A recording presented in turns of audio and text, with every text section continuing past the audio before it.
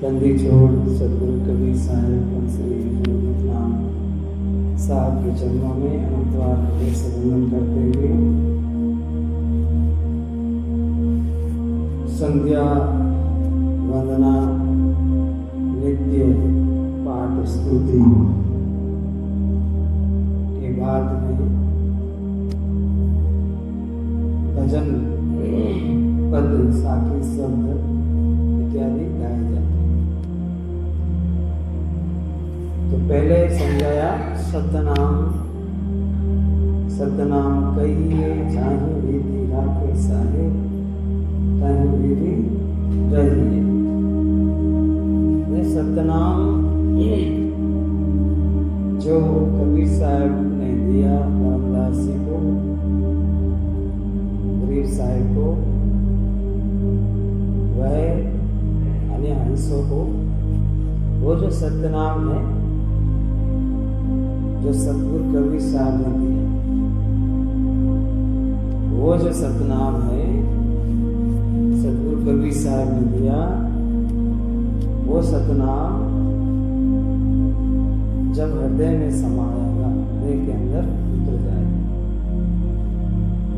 तब वो सतनाम जो है कर्म काटता हुआ जीव को मुक्त करे। तो नाम सत गुरु सत, नाम भी सत गुरु भी सत, नाम सत गुरु सत आप सत्य जब होए। कहे कबीर साथी में सत्य मिले तो विष का अमृत हो। जो परमात्मा का नाम है वो सत्य है, जो पूर्ण परमात्मा है उनका नाम सत्य है। तो गुरु भी सत्य चाहिए, गुरु भी सत्य चाहिए तो शिष्य की रहनी भी सत्य चाहिए। नाम सत्य गुरु सत्य आप सत्य जब हो, आप भी सत्य चाहिए। कहे कबीर सा तीनों सत्य मिले, कहे कबीर सा तीनों तीनों कौन से परमात्मा का नाम, गुरु और स्वयं, तीनों के पास अगर सत्य मिलता है, विष से अमृत हो, तब हर कार्य अच्छा होगा, इससे अमृत हो जाए। तो स्वयं सत्य, आप सत्य के रूप में, आप सत्य कैसे होगा?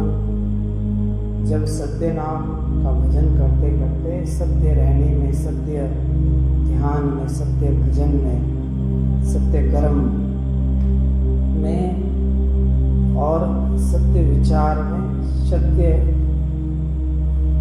धारणा में जब हम रहेंगे, सत्य नियम में रहेंगे, तब गुरु और परमात्मा का सत्य हमें बहुत लाभ प्रदान करेगा।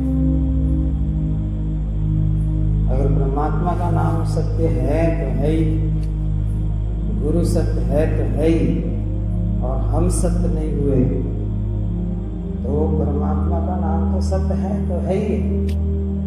गुरु जो कह रहे हैं वो बात सही है तो सही है ही, परंतु जब तक सेवक उसको करेगा नहीं, सत्य रहने में नहीं रहेगा, तब तक विष से अमृत नहीं बनेगा, भवसागर से जीव छूटेगा नहीं।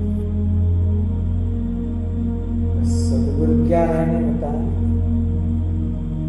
उस पर अमल करना, विचार करना, विवेक करना। सतगुरु क्या रहने बताए,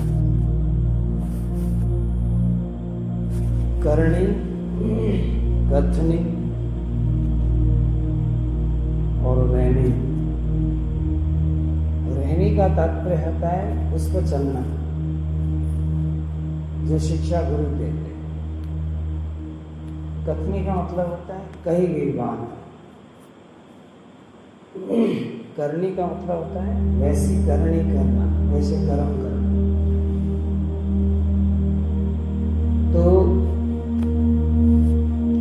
अच्छी बात सुनोगे, विचार अच्छा होगा। भयानक बात सुनोगे तो डर क्यों नहीं लगेगा। लीडर बात सुनोगे तो लीडर हो जाओ। लोभ की बात सुनोगे तो मोह आ जाएगा। मोह की बात सुनोगे तो मोह आने लगेगा। ज्यादा घर परिवार को याद करोगे तो मोह आएगा।